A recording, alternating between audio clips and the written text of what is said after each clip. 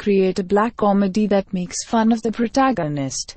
After a while, gradually increase the despair the protagonist suffers until at the end of the movie, he brutally commits suicide. Audience begins to question at what point the movie ceased being a comedy. A sitcom with a laugh track would be a better medium than a movie.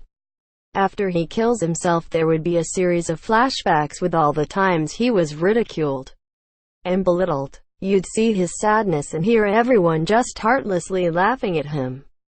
The entire world was just laughing at his misery. Even you were laughing at him. You were complicit. You were part of the mob that slowly ripped his world apart. People still laugh at the suicide.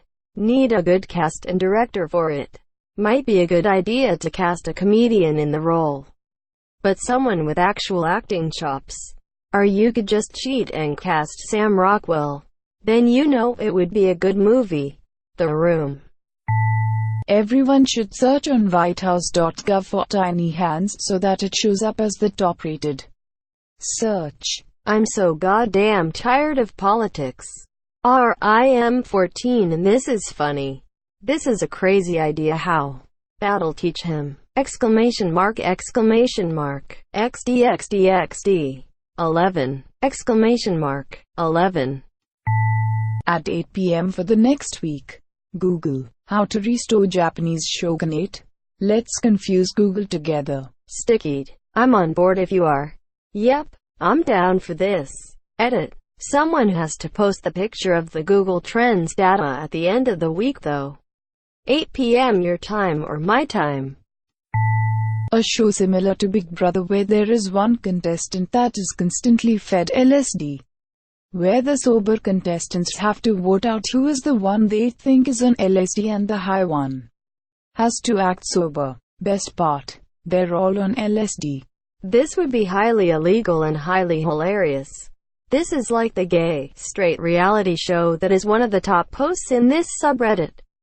Doesn't it work? If all are on LSD, and they have to vote out someone who is on LSD. After a voting round they would discover the truth.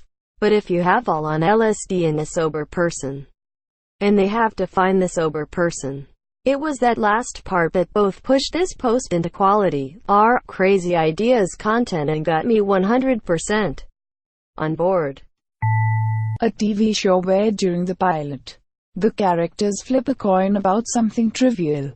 Then, the TV show splits into timelines. One where the coin is heads and one for tails. Over the season, the two timelines get wildly different until they are different genres at the end. Kind of like sliding doors.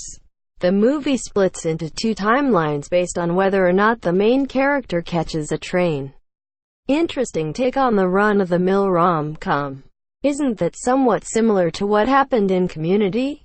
Isn't Mr. Nobody kinda on the same lines? He chooses between going with his mom, his dad, or just running away altogether. And in the end, each of the timelines are totally different. Really good movie though. Cool. If you are ever going to be drafted for a war, get "fuck you" tattooed on the outside of your right pinky. You won't be able to salute without showing your superior tattoo and they'll refuse your draft. If you're about to be drafted, I think that would be the least of their worries. This wouldn't disqualify you, and you're really gonna hate your unit assignment. Edit. After 4,321 upvotes. Thank you. We're here all week. I feel like I owe you a related story. I was a lawyer in Alaska for many years. During my tenure, a daring, felonious fellow fled his fetters for freedom. Alas, he had tattooed "fuck you" on his forehead, a spot likely to be visible to casual inspection. He was returned to custody, probably bewildered about how fast he was caught. Shitty life pro tips. Don't they not let you in if you've been diagnosed with depression? I think 99% of Reddit should be fine in that case. They should announce a sequel to Groundhog Day, and then re-release the original. You deserve that platinum for this. It's an excellent idea. You deserve that platinum for this. It's an excellent idea. You deserve that platinum for this. It's an excellent idea. You deserve that platinum for this. It's an excellent idea. Make a documentary series called The War on Drugs, where college professors of 20th century history discuss World War I while smoking weed, dropping acid, and eating shrooms. The whitest kids you know did a short series throughout their show called The Civil War on Drugs, where through a series of unfortunate events, two farm boys become pivotal roles in the Civil War, because they think they're trying to make this weed stuff illegal. But I do like where you're going with this. Maybe even a few war scenes with soldiers just tripping balls or sawed out, dropping acid and learning about World War I sounds like a very unpleasant experience. This could be a drunk history special. Have you ever really looked at Hitler's complex supply chain to the North African theater of operations? Man. A Parks and Rec style comedy from Marvel which follows urban planners in NYC constantly dealing with the aftermath of MCU battles. DC had its powerless sitcom that followed a similar idea. It failed hard. A show about a damage control branch office. Damage Control was a comedy show in development around the same time as DC's Powerless. It was supposed to be exactly what you described.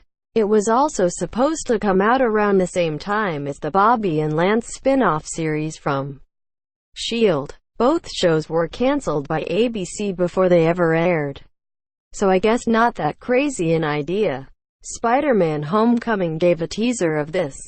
It didn't end well for the salvage company that was hired to clean up the city after the Avengers' final battle at Midtown NYC. A form of Reddit gold which signifies that you hate a comment post so much that you're willing to pay money to demonstrate your extreme distaste. Reddit mold. What would happen if the recipient also received gold? Would they cancel each other out? Edit. Grammar. This will probably get used more than original gold. I can only imagine the chaos in the political subreddits.